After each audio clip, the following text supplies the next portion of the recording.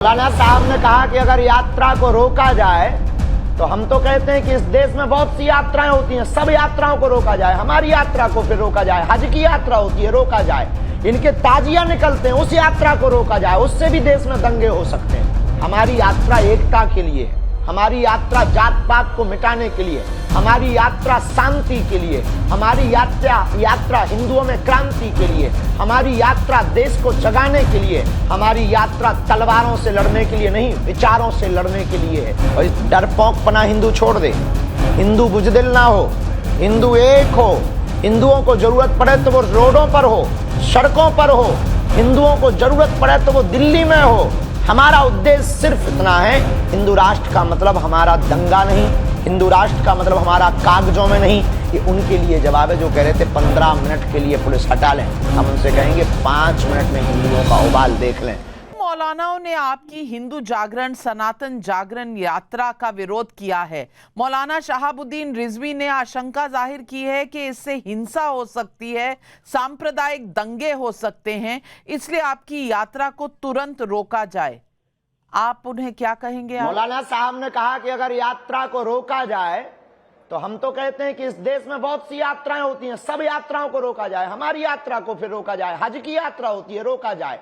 इनके ताजिया निकलते हैं, उस यात्रा को रोका जाए, उससे भी देश में दंगे हो सकते हैं। हमारी यात्रा एकता के लिए है, हमारी यात्रा जात पात को मिटाने के लिए, हमारी यात्रा शांति के लिए, हमारी यात्रा हिंदुओं में क्रांति के लिए, हमारी यात्रा देश को जगाने के लिए, हमारी यात्रा तलवारों से लड़ने के लिए नहीं, विचारों से लड़ने के लिए है। और इसके बाद भी अगर मौलाना को लगता है कि हमारी यात्रा बंद करनी चाहिए तो हम उनको कहेंगे कि वेलकम टू यू। दिल्ली दूर नहीं है, हम भी भारत से बाहर नहीं है, चले आए, बंद करवा दें। आजकल एक नारा बहुत लोगों के बीच गूंज रहा है, बटेंगे तो कटेंगे। योगी आदित्यनाथ से लेकर प्रधानमंत्री नरेंद्र मोदी तक इसके कई वर्जन्स आ चुके हैं। बटेंगे तो कटेंगे, एक हैं तो सेफ हैं। मैं पूछना चाहती हूं, आप इस नारे को कैसे देखते हैं और आपको इसमें कौन सा मैसेज नजर आता है? हम राजनीतिक टिप्पणियों से बचते हैं। हमारा रास्ता बहुत क्लियर है, विजन और मिशन दोनों हमारे क्लियर हैं। आध्यात्मिक बात, सनातन की बात, अपने धर्म का प्रचार। लेकिन अगर एक दृष्टि से हम देखें, अगर किसी ने एज ए मुख्यमंत्री कहा तब तो हम कुछ नहीं कह सकते, कोई भी पक्ष या विपक्ष नहीं कह सकते। पर किसी महंत ने अगर ये बात कही, बटेंगे तो कटेंगे, या किसी राष्ट्र प्रेमी ने ये बात कही तो उचित कही। अगर हम बटेंगे तो निश्चित रूप से कटेंगे, चाहे वो चीन के हाथों कटें या पाकिस्तान के हाथों कटें। तो हम जिस यात्रा को लेकर निकले हैं उसका मकसद ही यही है कि हम सबको एक होना है, भेदभाव से ऊपर आना है, जात पात से ऊपर आना है। तो बाकी राजनेता अपने अपने बयान हर प्रकार से देते रहते हैं, पक्ष विपक्ष चलता रहता है। आचार्य धीरेन्द्र शास्त्री जी, आपने ये मांग की है कि मंदिरों मस्जिदों में भी राष्ट्रगीत हो। इस मांग के पीछे कोई खास वजह है? आपका तर्क क्या है? आप राष्ट्रगीत मंदिरों मस्जिदों में क्यों चाहते हैं? सिर्फ मंदिर और मस्जिदों में राष्ट्रगीत बजने गाने को लेकर के सिर्फ हमारा लॉजिक ये है कि हम इस देश में ये पता करना चाहते हैं कितने देशद्रोही हैं, कितने राष्ट्रप्रेमी हैं। जिन्हें राष्ट्रगीत और राष्ट्रगान से दिक्कत हो या हो रही है, निश्चित रूप से वो राष्ट्रद्रोही है।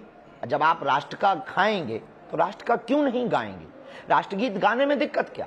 हमारे आपके सबके पूर्वजों ने इस देश को आजाद कराने के लिए अपनी बलिदानी दी, राष्ट्रगीत और राष्ट्रगान को स्वीकार किया, संविधान को स्वीकार किया। तो उसके प्रति श्रद्धा अर्पित करने में कैसी मूर्खता? ये तो हमें लगता है कि दोगलापन होगा।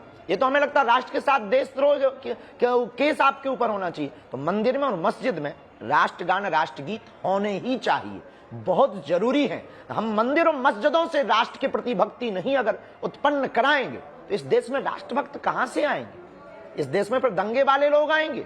मंदिर और मस्जिद ही राष्ट्रभक्त की ओर ले जा सकते हैं, चाहे वो कोई भी हो। राष्ट्रभक्ति सर्वोपरि होनी चाहिए। लेकिन फिर आपके विरोधी कहेंगे कि आप होते कौन हैं लोगों को टेस्ट करने के लिए कि कौन राष्ट्रभक्ति करता है, कौन नहीं करता। जहां जिस देश में हम कागज नहीं दिखाएंगे जैसा नारा निकल गया था, वहां लोग ये नहीं पूछेंगे कि बाबा बागेश्वर क्यों लोगों की परीक्षा लेना चाहते हैं और क्यों खास करके एक धर्म वालों की परीक्षा लेना चाहते हैं कि वो कितने राष्ट्रभक्त हैं। हमने किसी एक धर्म वाली बात ही नहीं बोली, ना तो हमने मुसलमानों के खिलाफ बोला, ना ईसाइयों के खिलाफ बोला। मंदिर में हमने अपने लोगों के पक्ष में खिलाफ भी बोला और उनके खिलाफ भी बोला और अपने के पक्ष में भी बोला, उनके पक्ष में भी बोला।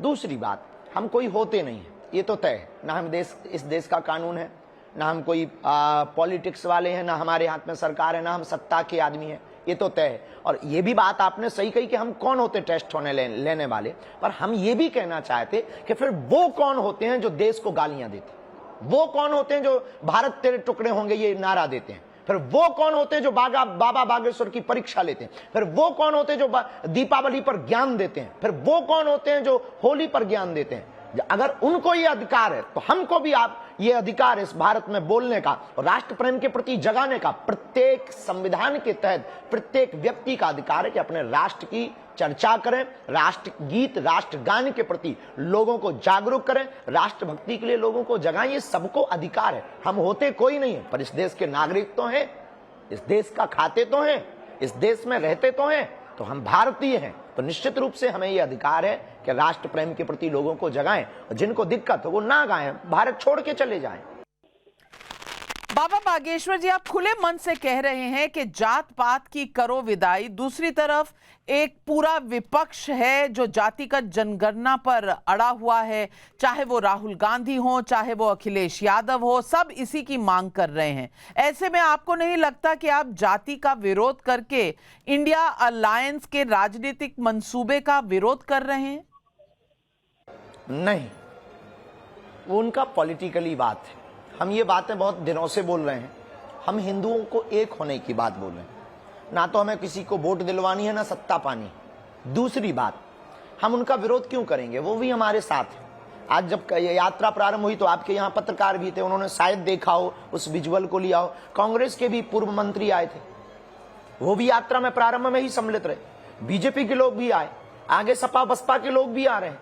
हम सबके हैं, धर्म किसी एक का नहीं, हिंदुत्व किसी एक का नहीं, सनातन किसी एक का नहीं, भारत किसी एक का नहीं, भारत सबका है। हम सिर्फ भारत की बात, हम उनके खिलाफ क्यों होंगे, हमें उनसे क्या बैर है, वो अपनी बात पॉलिटिकली करें। हमने ये जो बात की है हम सिर्फ इसलिए करना चाहते कि इस जात पात और भेदभाव के चक्कर में जो आपस में अपनी ऊर्जा का क्षरण कर रहे हैं, खत्म कर रहे हैं, इससे देश उज्जवल नहीं हो रहा। शिक्षा पर प्रभाव पड़ रहा, बच्चों पर प्रभाव पड़ रहा, क्षेत्रों में दंगे हो रहे हैं। इस देश में दंगा होने की बजाय, बच्चों के हाथों में तलवार होने की बजाय कापी और किताब होनी चाहिए। स्वास्थ्य की व्यवस्थाएं डगमगाई हुई हैं, इस पर बात होनी चाहिए, विकास की बात होनी चाहिए। हमारा उद्देश्य सिर्फ इतना है। इसलिए हम जात पात में एक करके हिंदुओं को एक नई दिशा ये देना चाहते कि अगर आपको अपनी कल्चर को, संस्कृति को सुरक्षित रखना है, आपस में अपनी ऊर्जा को खत्म मत करो। हमें अभी बड़ी बड़ी ताकतों से लड़ना है, देशद्रोही ताकतों से लड़ना है। ये ऊर्जा लगानी है तो देश के विकास में लगाओ। हमारा ये उद्देश्य है जात पात को एक करने का, बाकी हमारा कोई राजनीतिक उद्देश्य नहीं। बाबा बागेश्वर, कुछ संत कह रहे हैं कि वक्फ बोर्ड के उलट दूसरी तरफ सनातन बोर्ड आना चाहिए। उस समय ऐसी मांग आ रही है जब वक्फ बोर्ड को ही खत्म करने की बात हो रही है। सनातन बोर्ड की जरूरत है क्या? देखिए, एक देश में एक संविधान है। अब एक देश के संविधान के कानून के हिसाब से दो प्रकार की व्यवस्था निश्चित रूप से देश के कानून को कई बार चुनौती, सुप्रीम कोर्ट को चुनौती देती। उनका अलग कोर्ट है, वो भी तो इस देश के नागरिक है, उनका अलग कोर्ट क्यों हो। 2005 तक महज कुछ एकड़ जमीन थी, 2024 तक 8.5 लाख एकड़ जमीन होगी। उन्होंने यहां तक कह दिया कि ये पार्लियामेंट हमारी वक्फ बोर्ड की भूमि पर है। कल के दिन वो तिरुपति बालाजी और हमारे बागेश्वर धाम कह देंगे कि वक्फ बोर्ड की प्रॉपर्टी, हम तो मर जाएंगे। तो या तो सनातन बोर्ड हो या ये बोर्ड खत्म हो। तो जो साधु कह रहे हैं वो ठीक कह रहे हैं, अनुचित नहीं कह रहे हैं कि हम भी तो इस देश के हैं, हम भी तो इस देश में रहते हैं, हमने भी तो संविधान स्वीकार किया है। फिर उनको ही इतनी प्रायोरिटी क्यों, उनको ही इतनी प्राथमिकता क्यों, उनको ही इतनी सुविधाएं क्यों, हमको क्यों नहीं? हमारे तो आप मंदिरों को अपने संरक्षण में लिए, मस्जिदें तो एक भी आपके संरक्षण में नहीं। या तो मस्जिदों को भी ले लो, एक मस्जिद लेके बताओ, या फिर हमारे मंदिरों को छोड़ दो। सीधा सा सिद्धांत है सनातन बोर्ड का। तो हमें नहीं लगता कि ये साधु महात्मा गलत बोल रहे हैं, बहुत ठीक बोल रहे हैं। आपने हाल ही में कहा कि हिंदुओं के भी ज्यादा बच्चे होने चाहिए। अब पब्लिक का सवाल है, यहाँ एक बच्चा पालने में इतना खर्चा होता है, इतने ज्यादा बच्चे कैसे कोई पाल पाएगा? पब्लिक के इस सवाल का जवाब देखिए, जहां पर भी संघर्ष होता है वहां क्रांति होती है, जहां पर भी भूख होती है वहां व्यवस्था होती है। ऐसा आज तक दुनिया में कोई नहीं है जो भूखों मरा हो। हाँ, गरीबी है, अत्यधिक जनसंख्या से व्यवस्थाएं चरमराएंगी, बिल्कुल, पर जनसंख्या विस्फोट भी तो कर रही। और हिंदुओं के एक बच्चे से, दो बच्चे से जनसंख्या नहीं रुकनी है, उनके 30 बच्चे हो रहे हैं, वो बड़ी विस्फोट कर रहे हैं। और हम अपने परिवार को कम करते जा रहे हैं, बच्चे 2 ही अच्छे, बच्चे 1 ही अच्छे, हम तो सिंगल ही रहेंगे, हमें बच्चे ही चाहिए ही नहीं। इस चक्कर में वो अपना वोट बैंक बना रहे। कल तुम्हारी भतीजी नाती पोतियों पर वो अत्याचार करेंगे, व्यभिचार करेंगे, राज करेंगे, और तुम सिर्फ इस चक्कर में अपने बच्चे पैदा नहीं करोगे कि जनसंख्या ज्यादा ना हो जाए। और वो इस चक्कर में बच्चे ज्यादा पैदा कर रहे हैं कि ताकि उनका वोट बैंक और जनसंख्या ज्यादा हो जाए। इस देश में एक या तो लॉ हो, बच्चे 2 ही अच्छे, फिर उनके भी उनके, वरना ये लॉ ना हो कि हमारे लिए तो कहते हैं आप बच्चे 2 ही अच्छे और चच्चे के 30 क्यों बच्चे। सवाल ने कहा है जी, सवाल कुछ लोग ये भी कहते हैं कि आप हिंदू राष्ट्र बनाना चाहते हैं, आप बार बार मंच से ये कहते हैं, लेकिन दूसरी तरफ एक वर्ग है, ओवैसी साहब हैं, जो 15 मिनट वाली बात कहकर व्यंग करते हैं, ताना देते हैं। इन दोनों के बीच में कौन सा ज्यादा भड़काऊ है, ये तय करना पब्लिक के लिए मुश्किल है। देखिए, भड़काऊ भाषण उसे कहते हैं जिससे दंगा भड़के।